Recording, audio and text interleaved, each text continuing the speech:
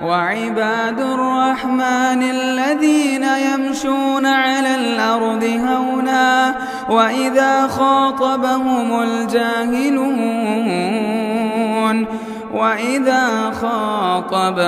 الجاهلون قالوا سلاما. السلام علیکم ورحمۃ اللہ وبرکاتہ. الحمد للہ رب العالمین والصلاة والسلام علی سید الانبیاء والمرسلین اما بعد. اللہم صلی علی محمد وعلی آل محمد کما صلیت علی ابراہیم وعلی آل ابراہیم انک حمید مجید. اللہم بارک علی محمد وعلی آل محمد کما بارکت علی ابراہیم وعلی آل ابراہیم انک حمید مجید. محترم سامعین کرام، نبی صلی اللہ علیہ وسلم کی سیرت کے تعلق سے ہم لوگ غزوہ خندق کو سن رہے تھے کہ اس خندق میں جو غزوہ ہوا اس میں مشرکین مکہ 10,000 کی فوج لے کر کے آئے اور ادھر مسلمانوں کی تعداد جو ہے 3,000 کی تھی. تو کس طرح سے اللہ کے نبی صلی اللہ علیہ وسلم نے صحابہ کرام کو محنت کرنے کے لیے بتائیں کہ 40 ہاتھ کا گڑھا کھودا جائے تاکہ ہم لوگ اپنے آپ کو سیف رکھ سکیں، محفوظ رکھ سکیں. اور اس طرح سے اللہ کے نبی صلی اللہ علیہ وسلم نے تمام کے تمام صحابہ کرام اور مسلمانوں کی حفاظت کی اور آخر میں جا کر کے مسلمانوں کو کامیابی ملی. اب اس کے بعد کہ غزوہ خندق سے اللہ کے نبی صلی اللہ علیہ وسلم آئے ہوئے تھے، ام سلمہ رضی اللہ عنہا کے یہاں نبی صلی اللہ علیہ وسلم آ کر کے ظہر کے وقت غسل کر رہے تھے کہ اسی درمیان میں حضرت جبریل علیہ السلام آتے ہیں اور نبی صلی اللہ علیہ وسلم کو کہتے ہیں کہ اے نبی محمد صلی اللہ علیہ وسلم، کیا آپ نے ہتھیار رکھ دیے؟ حالانکہ ابھی ہم نے اور فرشتوں نے ہتھیار رکھے نہیں ہیں. پھر اللہ کے نبی صلی اللہ علیہ وسلم کو حضرت جبریل علیہ السلام نے کہا کہ ہم ابھی جو ہے غزوہ خندق میں آئے ہوئے مشرکین کا پیچھا کرتے ہوئے گئے اور وہاں سے لوٹ کر کے ابھی ہم آ رہے ہیں اور پھر یہاں سے جو ہے ہم بنو قریظہ کے یہاں جانے والے ہیں. مطلب یہ ہے کہ بنو قریظہ جن کے بارے میں ہم نے غزوہ خندق کے دوران میں بتائے تھے کہ اللہ کے نبی صلی اللہ علیہ وسلم سے مدینہ میں ان کا قلعہ تھا اور رہ کر کے اللہ کے نبی صلی اللہ علیہ وسلم سے انہوں نے دوستی کی اور کہا تھا، یہ یہود کے لوگوں نے کہا تھا کہ ہم آپ کے ساتھ رہیں گے، آپ جن سے بھی جنگ کریں گے، جن سے بھی مقابلہ ہوگا ہم آپ کے ساتھ رہیں گے. لیکن بنو قریظہ کے ان یہودیوں نے ایک نازک موڑ پر اور ایک کٹھین سچویشن پر بنو قریظہ کے ان یہودیوں نے بہت بڑا دھوکہ دیا اور اللہ کے نبی صلی اللہ علیہ وسلم کو بہت زیادہ پریشانی میں ڈال دیا. تو بنو قریظہ کے سلسلے میں حضرت جبریل علیہ السلام نے کہا کہ اب ہم آپ کے پاس سے بنو قریظہ کے یہاں جائیں گے اور ان کے یہاں رعب اور ڈر اور خوف دلائیں گے.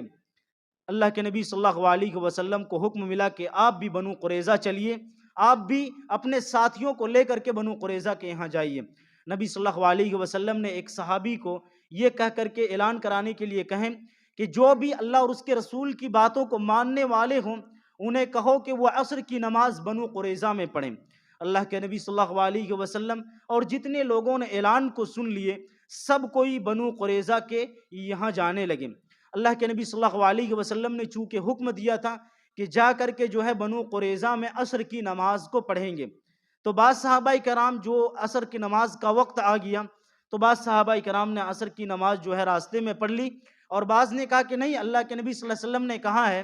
کہ جا کر کے بنو قریظہ میں عصر کی نماز پڑھنی ہے، اس لیے وہیں جا کر کے نماز پڑھیں گے.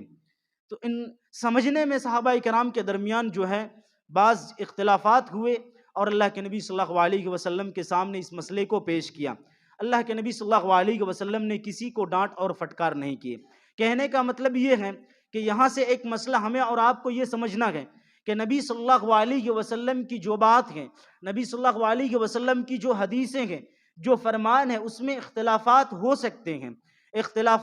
سکتے ہیں لیکن ان اختلافات کو ذاتی دشمنی میں نہیں بدلنی چاہیے یا پھر ایسی دشمنی میں نہیں کہ ان سے بول چال بند اور ان کو مارنے پیٹنے تک اتر جائیں. اس طرح کی بات نہیں. صحابہ کرام کو آپ نے دیکھا کہ عصر کی نماز بنو قریظہ میں پڑھنے کا حکم دیا، بعض میں اختلاف ہو گیا. صحابہ کرام میں سے بعض نے کہا کہ نہیں، یہ بات اللہ کے نبی صلی اللہ علیہ وسلم نے اس لیے کہی تھی تاکہ لوگ جلدی سے جلدی جا کر کے بنو قریظہ پہنچ جائیں۔ تو بہرحال اللہ کے نبی صلی اللہ علیہ وسلم کے سامنے لوگوں نے پیش کیا مسئلے کو، اللہ کے نبی صلی اللہ علیہ وسلم نے ان کے اختلافات پر کچھ بھی آپ صلی اللہ علیہ وسلم نے نہیں کہا۔ بنو قریظہ میں تمام کے تمام صحابہ کرام پہنچ گئے اور چھوٹے موٹے گروہ ایک دو گروہ بن کر کے گئے تھے، اور سب کے سب جب پہنچ گئے تو اللہ کے نبی صلی اللہ علیہ وسلم ایک انا نامی جگہ میں پہنچے، اور اس کے بعد وہاں سے بنو قریظہ گئے، اور صحابہ کرام نے بنو قریظہ کی جو قلعہ تھے ان کو اللہ کے نبی صلی اللہ علیہ وسلم کے ساتھ جو ہے ان کو محاصرہ کر لیے اور گھیر لیے۔ جیسے ہی اللہ کے نبی صلی اللہ علیہ وسلم نے بنو قریظہ کے قلعے کو محاصرہ کر لیے اور گھیرا میں لے لیے، اس کے بعد بنو قریظہ کا جو سردار ہے کعب بن اسد، انہوں نے 3 باتیں اپنے قوم اور یہودیوں کو کہا کہ دیکھو، سب سے پہلی بات ہمارے سامنے ہمارے راستہ جو ہے، ہمارے لیے پہلا راستہ جو ہے وہ یہ ہے کہ ہم لوگ اسلام قبول کر لیں، تاکہ اسلام قبول کرنے کے بعد ہماری جان، ہمارے مال و دولت جو ہیں محفوظ ہو جائیں گے۔ انہوں نے ایک بہت قیمتی بات کہی تھی، وہ یہودیوں کو بلا کر کے کہا کہ دیکھو، ہم اور آپ یہ بات اچھی طرح سے جانتے ہیں کہ محمد صلی اللہ علیہ وسلم اللہ کے رسول ہیں، اور ہم لوگ جو کتاب میں کہتے تھے وہ رسول یہی ہیں، اور یہ بات ہم لوگ یقینی طور پر جانتے ہیں۔ تو یہود کے لوگ اس وقت اچھی طرح سے جانتے تھے کہ نبی صلی اللہ علیہ وسلم ہی اللہ کے رسول ہیں۔ دوسری بات جو انہوں نے کہی وہ یہ کہی کہ اپنے بال بچوں اور عورتوں کو قتل کر لو، اور اس کے بعد محمد سے لڑائی کرو صلی اللہ علیہ وسلم، پھر جو انجام ہوگا، جو رزلٹ نکلے گا، اس کے بعد دیکھا جائے گا۔ اس کے بعد جو ہے ان لوگوں نے یہود کے سامنے جو کعب بن اسد ان کے سردار نے باتیں رکھی، تو ان باتوں میں سے ایک بھی بات کو جو ہے یہودیوں نے قبول نہیں کیا، بلکہ اب ان کے سامنے ایک راستہ بچ رہا تھا۔ وہ راستہ یہ بچ رہا تھا کہ جائیں اور اپنے آپ کو جو ہے وہاں سرنڈر کر دیں محمد صلی اللہ علیہ وسلم کے یہاں، اور جا کر کے ان سے جو رزلٹ نکلے گا، جو نبی صلی اللہ علیہ وسلم فیصلہ کریں گے، وہ ہمارا آخری فیصلہ ہوگا۔ لیکن اس سے پہلے ان لوگوں نے سوچا کہ اپنے جاننے والے اور اپنے دوستوں میں سے جو مسلمان ہیں ان سے رائے لے لیں کہ اگر ہم اپنے آپ کو جو ہے نبی صلی اللہ علیہ وسلم کے ہاں پیش کر دیتے ہیں تو نبی صلی اللہ علیہ وسلم کیا فیصلہ سنائیں گے۔ ان میں سے ایک بہت ہی جانکار حضرت ابو لبابہ رضی اللہ عنہ کو ان لوگوں نے پیغام دیا، اور حضرت ابو لبابہ رضی اللہ عنہ جیسے وہاں پہنچے، ان کی جو ہے عورتیں اور بچے رونے لگے اور گڑ گڑانے لگے۔ حضرت ابو لبابہ رضی اللہ عنہ ان لوگوں کی حالت کو دیکھ کر کے جو ہے کچھ سنجیدہ ہوئے، اور اس کے بعد یہودیوں نے کہا کہ ذرا بتلائیے کہ اگر ہم لوگوں نے محمد صلی اللہ علیہ وسلم کے یہاں اپنے آپ کو پیش کر دیے اور پوری طرح سے سرنڈر کر دیے تو ذرا بتلائیے کہ اس کا کیا انجام ہوگا۔ تو کہا کہ اشارہ کر کے کہا کہ تمہارے گردن کاٹے جائیں گے۔ لیکن حضرت ابو لبابہ رضی اللہ عنہ نے جو یہاں پر بات بتائی، اللہ کے نبی صلی اللہ علیہ وسلم نے اس بات کو راز میں رکھے تھے اور منع کیے تھے کہ کوئی یہ بات نہیں کہیں گے کہ اگر اپنے آپ کو وہ لوگ سرنڈر کرتے ہیں تو ہم ان کے ساتھ کیا کریں گے، کوئی اس بات کو نہیں کہیں گے پہلے انہیں۔ لیکن حضرت ابو لبابہ رضی اللہ عنہ نے چونکہ ایک غلطی کر دی اور غلطی کا احساس ہو گیا، فوراً حضرت ابو لبابہ رضی اللہ عنہ گئے اور مسجد نبوی کے کھمبے میں جا کر کے اپنے آپ کو باندھ لیے اور کہا کہ جب تک اللہ کے نبی صلی اللہ علیہ وسلم ہم کو نہیں کھولیں گے، ہم خود سے اس کو نہیں کھولیں گے۔ دیکھیں صحابہ کرام جو ہے اللہ کے نبی صلی اللہ علیہ وسلم کی ایک بات پر اگر کوئی غلطی ہو جائے تو اپنے آپ کو کتنا شرمندہ محسوس کرتے تھے اور شرمندگی میں ڈالتے تھے، ذرا سوچ لیجئے۔ ایک بات پہ خیانت ہوئی، اپنے آپ کو مسجد نبوی کی کھمبے میں باندھ لیے۔ اگر یہ بات ہوتی، اپنے آپ کو شرمندہ محسوس کرتے کہ لوگ کیا کہیں گے کہ ہم نے غلطی کر دی، ہم نے کوئی برائی کر دی، ہم سے کوئی گناہ ہو گیا، ہم کو لوگ کھمبے میں بندھا ہوا دیکھیں گے تو کیا کہیں گے۔ لیکن صحابہ کرام اپنے آپ کو جو ہے ایسا نہیں سمجھتے تھے، یہ سمجھتے تھے کہ ہمارے گناہ جو ہیں، ہم سے جو غلطی ہو گئی ہے، یہ غلطی دور کیسے ہوگی، اس غلطی کو کیسے اللہ اور اس کے رسول معاف کر دیں گے۔ یہی سوچ کر کے اپنے آپ کو کھمبے میں باندھ لیتے ہیں۔ اللہ کے نبی صلی اللہ علیہ وسلم ادھر آسرا دیکھتے ہیں کہ حضرت ابو لبابہ کیا لے کر کے آتے ہیں، کیا بات وہ لے کر کے آتے ہیں، کیا میسج وہ لے کر کے وہاں سے لوٹتے ہیں۔ لیکن خبر ملتی ہے کہ وہ اس طرح کی بات کر کے جو ہے اپنے آپ کو مسجد نبوی کے کھمبے میں باندھ لیے گئے۔ اللہ کے نبی صلی اللہ علیہ وسلم نے کہا کہ اگر ابو لبابہ رضی اللہ عنہ وہ آ جاتے اور مسجد نبی کے کھمبے میں نہ جا کر کے ہمارے پاس آ جاتے تو ہم ان کے لیے اللہ رب العالمین سے جو ہے معافی کی گزارش کرتے، اللہ رب العالمین سے دعا کرتے۔ بہرحال کہا کہ جب انہوں نے اپنے آپ کو باندھ لیا ہے تو اللہ رب العالمین جب تک ان کے توبہ کو قبول نہیں کریں گے ہم ان کو کھولنے والے نہیں ہیں۔ چونکہ یہودیوں کو تو جو حضرت ابو لبابہ نے بتا چکے تھے کہ اگر اپنے آپ کو جو ہے نبی صلی اللہ علیہ وسلم کے سپرد کرو گے تو تمہارا یہ انجام ہونے والا ہے، لیکن ان لوگوں نے اس بات کی پرواہ کیے بغیر